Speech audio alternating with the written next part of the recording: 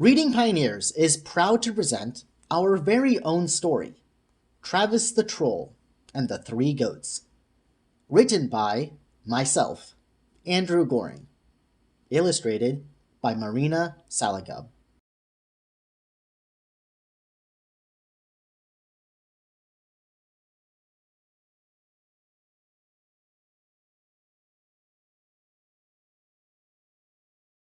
Chapter 1: The Legendary Luscious Mountain. Once upon a time, in a mountain far away, lived a village of trolls. These trolls were not your normal trolls. These trolls were civilized and prided themselves as warriors. This day was a special event. The Troll Academy was having their graduation, and the best student had just been awarded. As the best student at the Troll Academy, I am proud and honored to be chosen as the only protector of the luscious mountain from those who want to do harm. Throughout my years at the Academy, I have learned many skills and will do my best to make my teachers and family proud of my work, said Travis, the top student in his academy, after winning the award of protecting the cemetery of the fallen trolls. The president of the academy stood up and gave a brief introduction about the job Travis would have.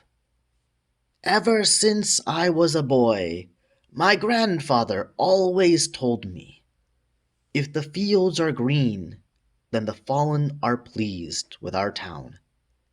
If the mountain is upset, the fields will dry up, and Mother Earth will release her anger. Now, our protectors in the past have always held their job successfully, and we have no doubt that Travis is up to the task. Travis hoisted his award in the air, and roars from the audience rumbled throughout the academy and the town. Blasts of loud excitement could still be heard in waves as trolls from all over the land heard the cheers and responded. It was truly a special occasion for all of the trolls and for Travis. Chapter 2: The Job. The luscious mountain was separated from the town as the trolls' land was far and wide.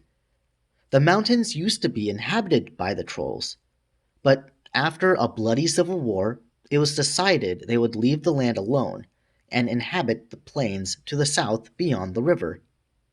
Since the departure, the land surrounding the mountain became the healthiest field of pasture and vegetation, a tribute believed to come from the fallen warriors of the past. The only way to get to the mountain was by crossing the single bridge across a deep and dangerous river which led to the ocean. The rapidly rushing water surrounding the mountain was feared even by the trolls. Rumors say if anyone got stuck in the rapids, their body would be torn into pieces as it washed downstream into the endless ocean. Travis, however, was not scared when he arrived at his job site. He examined his surroundings and made mental notes of the landscape and especially the river. For days he guarded the bridge and never let a single traveler pass. Little did he know, a wicked plan was being formed in a nearby forest by some villainous creatures. Chapter 3: The Plot.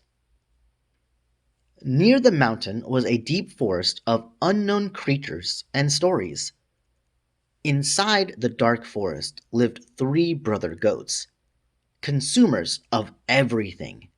The brother goats Gruff moved with the forest animals from plains to grasslands and ate all the food.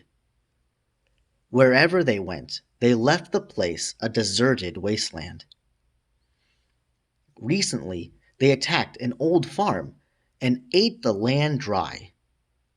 Not even the old cow could milk anymore, and the poor mother and son had to sell it. Then they moved to the next place that had green grass and lots of food. Led by Brighty, the brains of the group, he and his brothers would terrorize anyone who stepped in their way.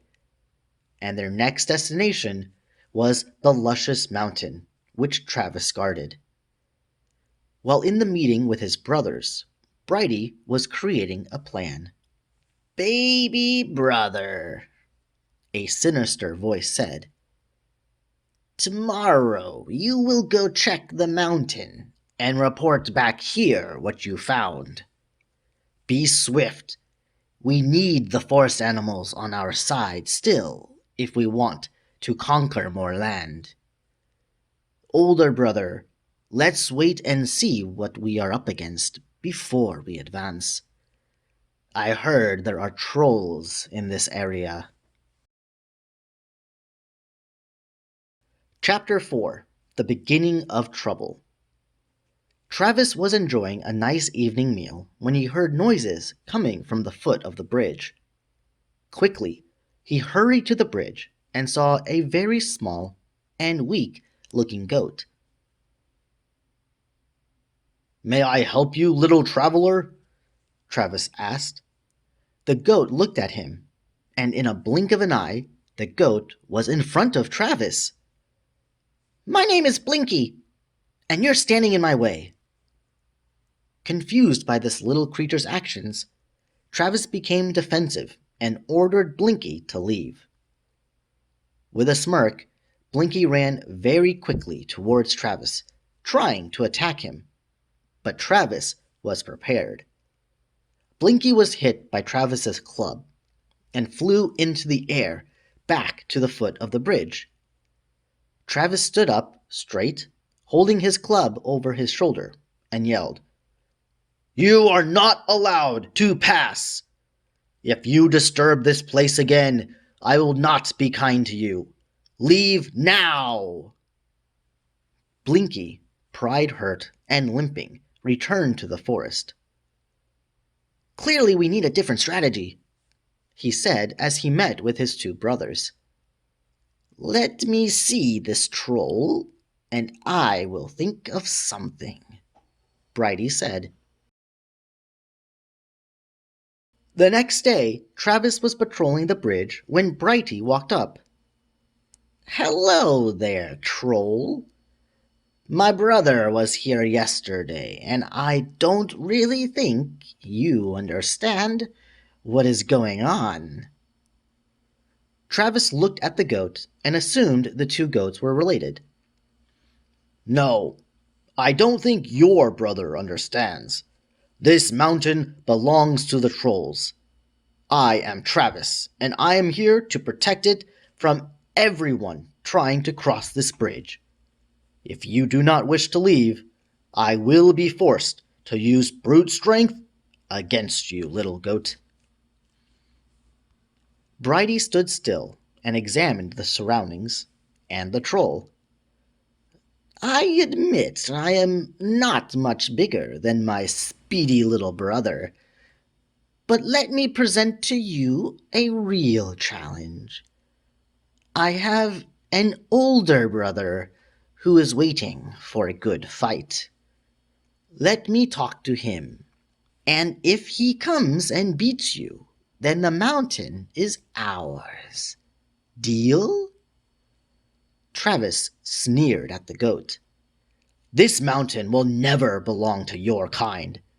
You can bring 300 of your family, and you will never own this mountain." "As the protector, it is my duty to stop your attacks. Be warned, little goat, you do not want to anger the trolls. Bring whoever you want. You will not win." Chapter 5: The Battle. The following day, Travis stood on the bridge and patiently waited for the goats.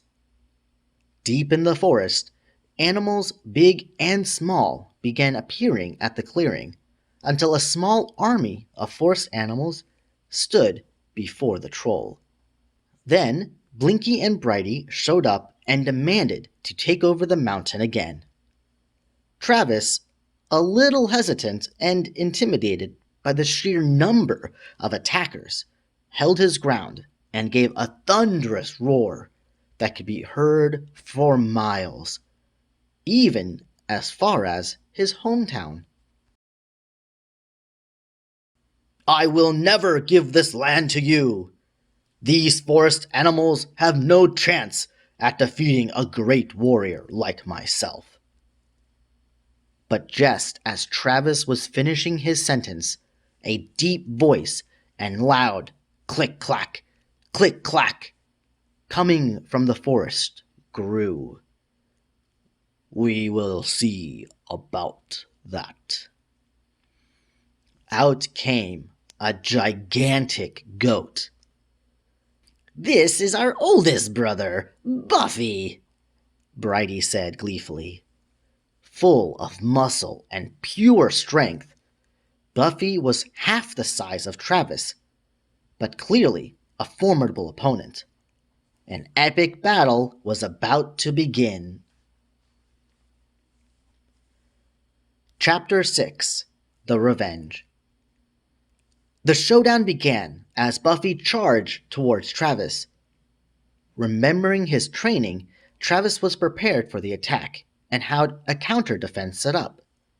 Buffy lowered his head to throw Travis over the bridge, but Travis instead grabbed Buffy's horns and flipped over him, tossing Buffy back towards his brothers like a frisbee. You are one-dimensional. There is no way you can attack successfully on the bridge, Travis roared. Brighty was furious and sent Blinky to attack with Buffy. The two goats worked together to try to confuse Travis. Blinky used his speed to run past Travis, while Buffy attacked the other side. Travis, however, swung his club in circles and knocked Buffy and Blinky back off the bridge. Busy with Buffy and Blinky, he didn't notice Brighty coming and lowering his head. No! Travis yelled as Brighty bucked him over the bridge and into the rapid waters.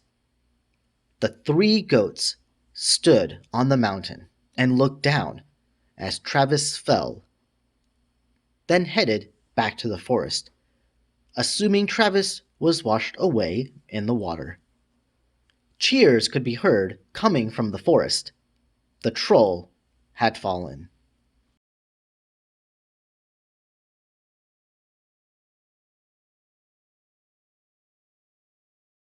Thank you everyone for reading along to this story that I wrote called Travis the Troll and the Three Goats. As you might have known from my other stories, such as The Case of the Missing Slipper, I enjoy twisting fairy tales and trying to get a different perspective of the characters. This story is actually the first one that I have ever written and had gotten illustrated. I found Marina Salagub through a freelance website, and I loved her colored pencil drawings and the illustrations that she made. It was a perfect match for what I wanted. When I finished the story, I uploaded it on Amazon, which you can check from the link below if you want an ebook version with flowable text. Also, there should be some files on our website for teachers and students who are interested in reading the story again with vocabulary practice and book reports and worksheets. If you enjoyed this story, I'd really appreciate a thumbs up and for you to share it with your friends and family so then they can see my writing style and hopefully enjoy a different type of fairy tale than they might be used to. I'd also love to hear your thoughts about the story, and if you have any ideas of other stories you'd like for me to either publish or upload onto this YouTube channel. Over the past year, I was able to upload stories from other inspiring authors. So if you have your own story and would like for me to read it on this channel, you can send me an email, contact@readingpioneers.com, with any questions or inquiries you may have. If you're new to this channel, also please subscribe and click the notification bell to stay up to date with other future uploads by Reading Pioneers. Until then, though, here are some other videos and stories that I think you may enjoy. Unfortunately, however, this is all the time we have for today's video. So, until next time, I hope you all have an amazing day. Bye-bye.